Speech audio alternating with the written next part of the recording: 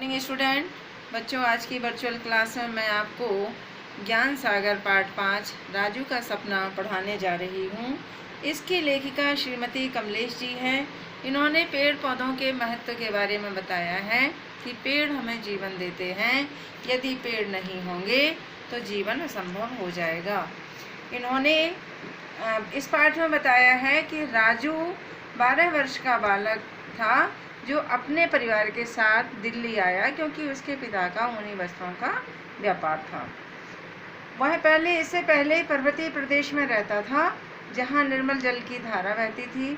सड़कों और मकानों के आसपास चिनार के पेड़ लगे हुए थे। सुंदर सुंदर फूल खिलते थे वहां पर और जिनकी बहुत अच्छी खुशबू आती थी। जब बादल नीचे उतर आते तो ऐसा लगता था कि जैसे परियों के देश में आ गए हों, लेकिन दिल्ली में ऐसा कुछ भी नहीं था।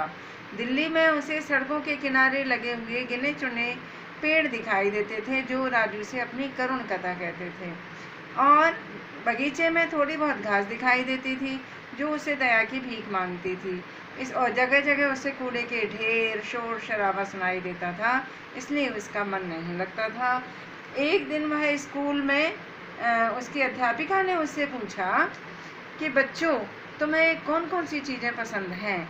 तो बच्चों ने अपनी बुद्धि के अनुसार उत्तर दिया कि मुझे खिलौने पसंद है, मुझे आइसक्रीम खाना पसंद है, मुझे घूमना पसंद है। लेकिन राजू ने कहा कि मुझे तो बाग बगीचे, पेड़ पौधे बहुत अच्छे लगते हैं।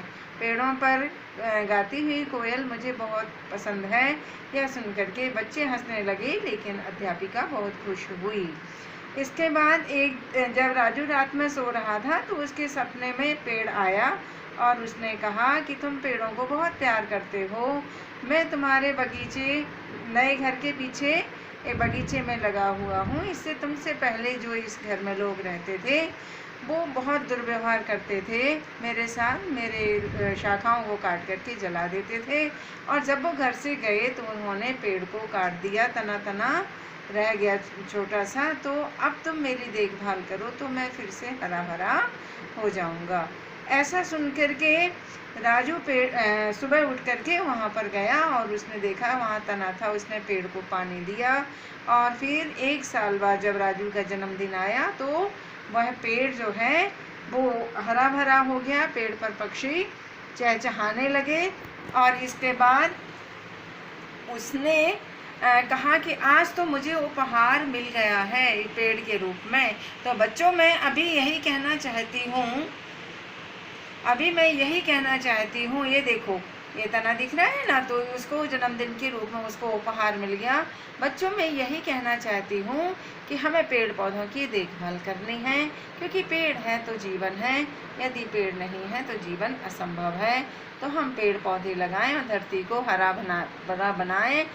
यह पाठ पठनीय है, इसलिए इस पाठ को केवल पढ़ना है।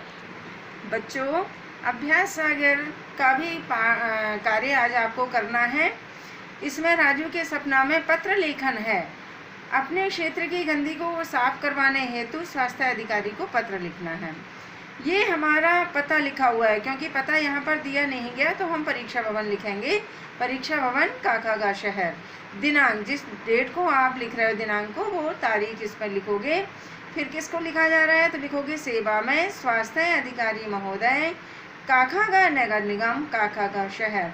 अब यहाँ पर आपको विषय लिखना है, क्षेत्र की गंदगी की सफाई हेतु।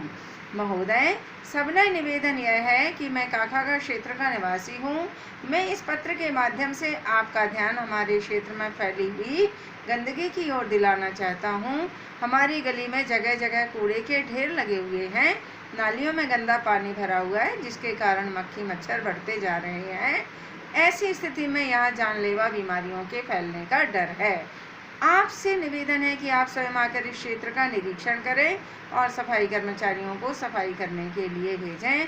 धन्यवाद। शहर भवदीय आवासा। ये आपको अभ्यास सागर की बुक में लिखना है, यही आपका गृह कार्य है। धन्यवाद।